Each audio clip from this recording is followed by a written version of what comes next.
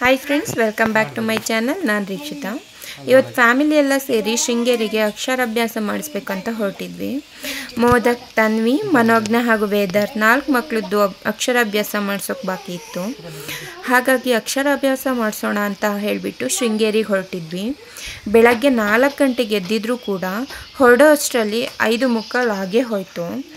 ಮಳೆ ಬಂದಿದ್ದರಿಂದ ಮೋದಕ್ಕೆ ಸ್ವೆಟರ್, ಟೊಪ್ಪಿ ಎಲ್ಲ ಹಾಕಿದ್ದೆ. ಕೆಳಗೆ ಇಳಿಯೋಕೆ ಹೋಗಿ ಪಾಪ ಜಾರೇ ಬಿಟ್ಟ. 5:50 ಹೊರಡೋ ಅಷ್ಟರಲ್ಲಿ. ಒಂದು ಸೆಲ್ಫಿ ತಗೊಳ್ಳೋಣ ಅಂತ ಹೋದೆ. ಚೆನ್ನಾಗಿ ಬರಲೇ ಇಲ್ಲ. ಮಳೆ ಸ್ವಲ್ಪ ಬರ್ತಾ ಇತ್ತು. ಹಾಗಾಗಿ ವೆದರ್ ತುಂಬಾ ಚೆನ್ನಾಗಿತ್ತು. ಅಣ್ಣ ಅವರು ಕೂಡ ಕೇರ್ಪೇಟೆಯಲ್ಲಿ ವೆಯ್ಟ್ ಮಾಡ್ತಾಯಿದ್ರು.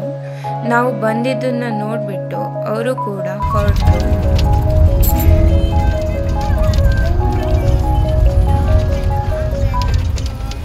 ಅದಕ್ಕೆ ಮಗಳನ್ನ ಬೆಳಗ್ಗೆ ಬೇಗ ಎಬ್ಸಿದ್ರಿಂದ ಎಷ್ಟು ಗಂಟೆಗೆ ಎದ್ದೆ ಚಿಟ್ಟೆ ಅಂತ ಕೇಳಿದೆ. ಅದಕ್ಕೆ ಅವಳು ಅಜ್ಜಿ ಮುಖ ನೋಡಿಬಿಟ್ಲು. ಎಷ್ಟು ಗಂಟೆ ಅಂತ ಟೈಮ್ ಗೊತ್ತಿರಲಿಲ್ಲ ಅಲ್ವಾ, ಹಾಗಾಗಿ ಎಲ್ಲಿಗೆ ಹೊರಟಿದ್ಯಾ ಅಂತ ಕೇಳಿದೆ. ದೇವಸ್ಥಾನ ಅಂತ ಹೇಳಿದ್ಲು. ಈ ವೆದರ್ ನೋಡೋದಕ್ಕೆ ಎಷ್ಟು ಖುಷಿ ಆಗುತ್ತೆ ಅಲ್ವಾ. ಮಳೆ ಬಿದ್ದಿದ್ದರಿಂದ ಫುಲ್ ಗ್ರೀನರಿ ಅಂತಲೇ ಹೇಳ್ಬೋದು. ಈ ನೇಚರ್ನ ಕ್ಯಾಪ್ಚರ್ ಮಾಡೋದಕ್ಕೆ ತುಂಬಾ ಖುಷಿ ಆಗ್ತಿತ್ತು. ಈ ಗಿಡ ಮರಗಳೆಲ್ಲ ಹೇಗೆ ಕಾಣಿಸ್ತಿದ್ವು ಅಂದರೆ ಹಸಿರು ಸೀರೆ ಉಟ್ಕೊಂಡಷ್ಟೇ ತುಂಬ ಸುಂದರವಾಗಿ ಕಾಣಿಸ್ತಿದ್ವು. ಜರ್ನಿ ಮಾಡಿದ್ದೇ ಗೊತ್ತಾಗಲಿಲ್ಲ. ಇನ್ನು ಶೃಂಗೇರಿಗೆ 43 ಕಿಲೋಮೀಟರ್ಸ್ ಇತ್ತು. ಹೆಚ್ಚು ಮಳೆ ಬಂದಿದ್ದರಿಂದ ನದಿಗಳೆಲ್ಲ ತುಂಬಿ ಹರಿತಾ ಇದ್ವು. ಮಗ ಅಪ್ಪನ ಡ್ರೈವಿಂಗ್ ಸೀಟ್ಗೆ ಹೋಗೋಕ್ಕೆ ಸ್ಕೆಚ್ ಹಾಕ್ತಾ ಇದ್ದ. ಅಪ್ಪ ಇವಾಗ ಬೇಡ ಮಗನೇ, ನೆಕ್ಸ್ಟ್ ಟೈಮ್ ಯಾವಾಗಾದರೂ ಕರ್ಕೊಳ್ತೀನಿ ಅಂತ ಹೇಳ್ತಾಯಿದ್ರು. ಆದರೂ ಕೂಡ ಅಪ್ಪನಿಗೆ ಮಸ್ಕ ಹೊಡಿತಾ ಇದ್ದ. ಅಂತೂ ಶೃಂಗೇರಿ ಬಂತು. 8:30 ಆಗಿತ್ತು ಬಂದಾಗ. ಮಳೆ ಬರ್ತಾನೆ ಇತ್ತು. ಹಾಗಾಗಿ ಅತ್ತೆ ಅಂಬ್ರೆಲ್ಲ ತಗೊಂಡು ಟೆಂಪಲ್ ಹತ್ರ ಹೋಗ್ತಾಯಿದ್ರು. ಅಪ್ಪ ಬಂದ ತಕ್ಷಣ ತಾತನ ಹತ್ರ ಹೋಗೇ ಬಿಟ್ಟ ಮಗ. ಮಳೆ ಹೆಚ್ಚಿದ್ದಿದ್ದರಿಂದ ದೇವಸ್ಥಾನದ ಬಾಗಿಲಲ್ಲೆಲ್ಲ ನೀರು ತುಂಬಿತ್ತು. ಅಪ್ಪ ಬಂದು ಟೋಕನ್ ತಗೊಂಡ್ರು. 1 ಟೋಕನ್ಗೆ 500 ರೂಪಾಯಿ ಇತ್ತು. ನನ್ನ ಮಗನಿಗೆ ಶೃಂಗೇರಿಲಿನೇ ವಿದ್ಯಾಭ್ಯಾಸ ಮಾಡಿಸ್ಬೇಕು ಅಂತ ಆಸೆ ಇತ್ತು. ಯಾಕಂದರೆ ವಿದ್ಯಾದೇವತೆ ಶಾರದಾಂಬೆನೇ ನೆಲೆಸಿರುವ ದೇವಸ್ಥಾನ ಇದು. ಹಾಗಾಗಿ ವಿದ್ಯಾಭ್ಯಾಸ ಮಾಡಿಸಿದ್ರೆ ಜ್ಞಾನಾರ್ಜನೆ ಹೆಚ್ಚುತ್ತೆ ಅನ್ನೋ ಪ್ರತೀತಿ ಇದೆ. ಅಣ್ಣ ಮತ್ತು ದಿನೇಶ್ ಕಾರ್ ಪಾರ್ಕಿಂಗ್ ಮಾಡೋಕ್ಕೆ ಅಂತ ಹೋಗಿದ್ರು. ಅವರಿನ್ನೂ ಬಂದಿರಲಿಲ್ಲ. ಹಾಗಾಗಿ ಅವ್ರಿಗೆ ವೆಯ್ಟ್ ಮಾಡ್ತಾ ಇದ್ವಿ. ಇಲ್ಲಿ ಮಕ್ಕಳು ತಾತನ ಜೊತೆ ಆಟ ಆಡ್ತಾ ಇದ್ವು. ಜೊತೆಗೆ ಚಿಟ್ಟೆನೂ ಜಾಯ್ನ್ ಆದ್ಲು.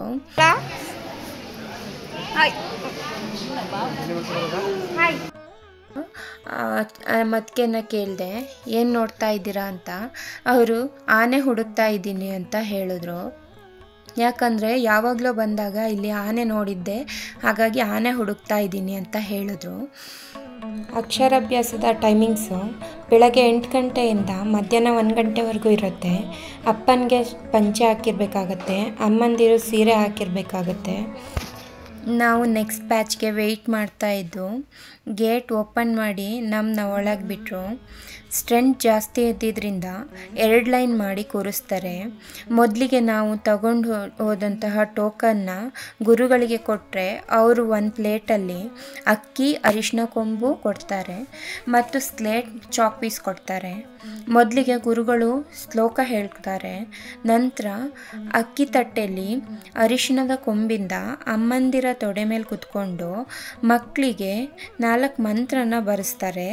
ಅದೇನಂದ್ರೆ ಶ್ರೀ ಗುರುಭ್ಯೋ ನಮಃ, ಶ್ರೀ ಗಣೇಶಾಯ ನಮಃ, ಶ್ರೀ ಶಾರದೆ ನಮಃ, ಶ್ರೀ ಸರಸ್ವತೈ ನಮಃ ಅಂತ ಹೇಳಿ ಬರೆಸ್ತಾರೆ. ನಂತರ 4 ಕನ್ನಡ ಅಕ್ಷರಗಳನ್ನು ಬರೆಸ್ತಾರೆ. ಅ, ಇ, ಈ ಅಂತ 4 ಅಕ್ಷರಗಳನ್ನ ಬರೆಸೋಕ್ಕೆ ಹೇಳ್ತಾರೆ. ಎಲ್ಲ ಬರೆಸಿದ ಮೇಲೆ ಅವನ್ನೇ ಅಕ್ಕಿ ಮೇಲೆ ಸುಮ್ಮನೆ ಗೀಜ್ತಾ ಕೂತಿದ್ದ. ನಂತರ ಪ್ಲೇಟ್ನ ಇಟ್ಟು ದಿನೇಶ್ ಅವ್ರ ತೊಡೆ ಮೇಲೆ, ಅಂದರೆ ಅಪ್ಪಂದಿರ ತೊಡೆ ಮೇಲೆ ಕೂರಿಸೋಕ್ಕೆ ಹೇಳ್ತಾರೆ. ಕೂರಿಸ್ಕೊಂಡ್ಮೇಲೆ ಸ್ಲೇಟ್ ಕೊಟ್ಟಿರ್ತಾರಲ್ವ, ಆ ಸ್ಲೇಟು ಮತ್ತು ಬಳಪ ತಗೊಂಡು ಮೊದಲಿಗೆ ಯಾವ ಮಂತ್ರ ಹೇಳಿದ್ರೋ ಅದೇ 4 ಮಂತ್ರಗಳನ್ನು ಸ್ಲೇಟಲ್ಲಿ ಬರ್ಸೋಕ್ಕೆ ಹೇಳ್ತಾರೆ. ನಂತರ ಅ, ಆ, ಇ ಅಂತ 4 ಅಕ್ಷರನೂ ಕೂಡ ಅಪ್ಪಂದಿರ ಹತ್ರ ಬರೆಸ್ತಾ ಹೇಳ್ತಾರೆ. ಎಲ್ಲ ಬರೆದಾದ ನಂತರ ನನ್ನ ಮಗ ಹೆಂಗೋ ಬರೆದ್ಬಿಟ್ಟ. ಆದರೆ ಕೆಲವು ಮಕ್ಕಳಂತೂ ತುಂಬಾ ಅಳ್ತಾ ಇದ್ವು. ಅವ್ರ ಅಪ್ಪ ಅಮ್ಮ ಹೇಗೆ ಬರೆಸಿದ್ರೋ ಏನೋ ಗೊತ್ತಿಲ್ಲ. ಎಲ್ಲ ಬರೆದಾದ್ಮೇಲೆ ಮನೆ ದೇವರನ್ನು ಹಾಗೂ ಇಷ್ಟ ದೇವರನ್ನು ನೆನಪಿಸ್ಕೊಳ್ಳಿ ಅಂತ ಹೇಳ್ತಾರೆ. ಹಾಗೆ ಪ್ರಾರ್ಥನೆ ಮಾಡಿಕೊಂಡು ಏನು ಬರ್ಸಿದ್ವೋ ಆ ಪ್ಲೇಟು ಹಾಗೂ ಸ್ಲೇಟ್ನ ನಮಗೆ ಇಟ್ಕೊಳ್ಳೋಕೆ ಕೊಡ್ತಾರೆ. ಪ್ಲೇಟು ಮತ್ತು ಅಕ್ಕಿ ಮತ್ತು ಅರಿಶಿನ ಕೊಂಬನ್ನು ಆ ಗುರುಗಳಿಗೆ ವಾಪಸ್ ಕೊಡಬೇಕಾಗತ್ತೆ. ವಾಪಸ್ ಕೊಟ್ಟಾದ್ಮೇಲೆ ಅವರು ಆಶೀರ್ವಾದ ಮಾಡಿ ಕಳಿಸ್ತಾರೆ. ನಂತರ ಒಂದೆರಡು ಫೋಟೋ ತೊಗೊಂಡ್ವಿ. ಅಪ್ಪನ ಕೂಡ ಮಕ್ಕಳ ಜೊತೆ ಒಂದೆರಡು ಫೋಟೋ ತೊಗೊಂಡು ಮಳೆ ಜೋರಿದ್ದಿದ್ದರಿಂದ ಎಲ್ಲ ಕೂಡ ಛತ್ರಿ ಹಾಕೊಂಡು ಹೊರಟರು. ನಾವು ಕೂಡ ದೇವಸ್ಥಾನಕ್ಕೆ ಹೋಗೋಣ ಅಂತ ಹಿಂದೆಯಿಂದ ಓಡಿದ್ವಿ. ದೇವಸ್ಥಾನದ ಒಳಗೆ ಪ್ಯಾಂಟ್ ಹಾಕಿದರೆ ದೇವ್ರ ಹತ್ರ ಬಿಡಲ್ಲ.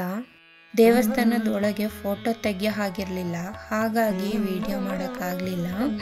ದೇವರಿಗೆ ನಮಸ್ಕಾರ ಮಾಡಿಕೊಂಡು ಇನ್ನು ಮಿಕ್ಕಿದ ದೇವ್ರುಗಳ ದರ್ಶನ ಮಾಡೋಣ ಅಂತ ಹೊರಗೆ ಬಂದ್ವಿ.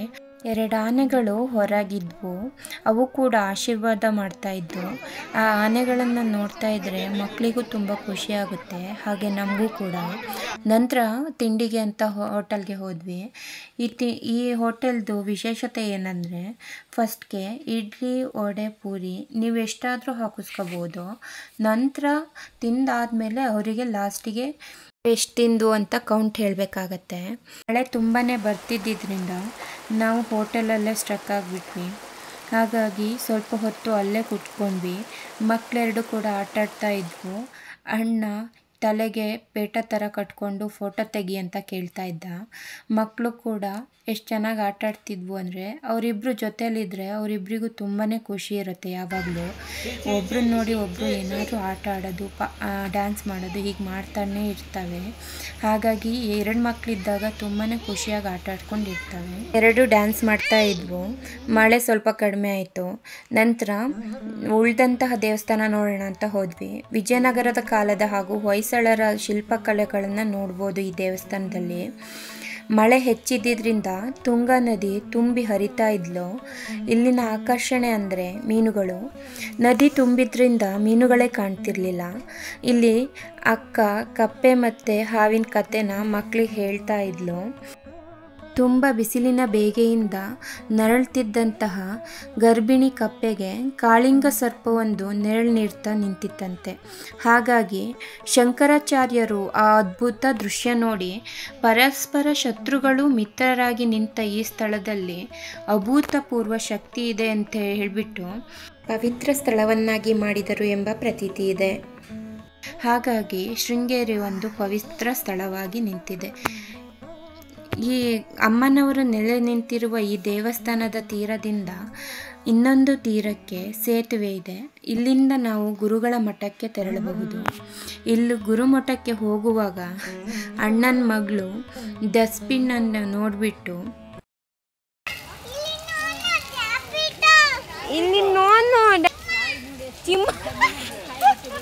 ಗುರುಮಠದ ಸುತ್ತಮುತ್ತ ಬಾಳೆ, ತೆಂಗು, ಹಲಸು, ಅಡಿಕೆ ಹೀಗೆ ಮುಂತಾದ ಗಿಡಮರಗಳನ್ನು ಹಾಕ್ಕೊಂಡಿದ್ರು. ನೋಡಲು ತುಂಬ ಸೊಗಸಾಗಿತ್ತು. ಗುರುಮಠದಲ್ಲಿ ಗೋಶಾಲೆ, ವೇದಾಭ್ಯಾಸ ಮುಂತಾದವುಗಳನ್ನು ಕಾಣಬಹುದು.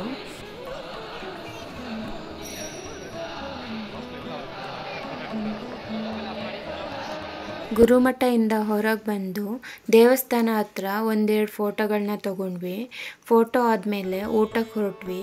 ಇಲ್ಲಿ ದೇವಸ್ಥಾನದಲ್ಲಿ ಮಧ್ಯಾಹ್ನ ಮತ್ತು ರಾತ್ರಿ ಪ್ರತಿದಿನ ಅನ್ನದಾಸೋಹ ನಡೆಯುತ್ತೆ. ಎಲ್ಲ ದೇವಸ್ಥಾನದ್ದು ಆ ಪ್ರಸಾದ ಎಲ್ರಿಗೂ ತುಂಬಾ ಇಷ್ಟ ಆಗುತ್ತೆ. ಹಾಗೆ ಕೂಡ ನಮಗೂ ತುಂಬ ಇಷ್ಟ ಆಯಿತು. ನನ್ನ ಮಗನೂ ಕೂಡ ನನಗೂ ಒಂದು ತಟ್ಟೆ ಬೇಕು ಅಂತ ಹೇಳಿ ಇಸ್ಕೊಂಡ.